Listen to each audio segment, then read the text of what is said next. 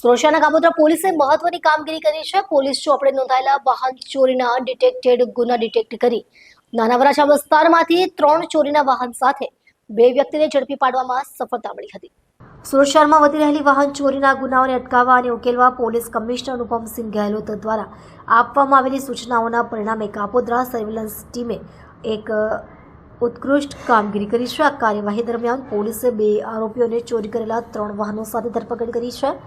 પીઆઈએમબી અવસુરા અને પીઆઈએમઆર સોલંકીના માર્ગદર્શન હેઠળ સર્વેલન્સ પીએસઆઈ એએલ પંડ્યા અને તેમની ટીમે વાહન ચોરીના અનડિટેક્ટેડ ગુનાઓ ઉકેલવા માટે વ્યાપક કાર્યવાહી શરૂ કરી હતી. આ દરમિયાન ટીમને એક વિશ્વસનીય બાતમી મળી હતી, જેના આધારે નાના વરાછા ઢાળ પાસેથી 2 આરોપીઓને એક ચોરીની ઓટો રિક્ષા સાથે રોકવામાં આવ્યા હતા. આરોપીઓની તપાસ દરમિયાન જણાયું કે તેઓએ અગાઉ 2 વાહનોની પણ ચોરી કરી હતી. આમ કુલ 3 ચોરીના વાહનો સાથે આ ગુનો ઉકેલાયો છે. આરોપીઓને સાથે લઈને પોલીસ ટીમે ચોરી થયેલી તમામ જગ્યાઓની ઓળખ અને ખરાઈ પણ કરી હતી.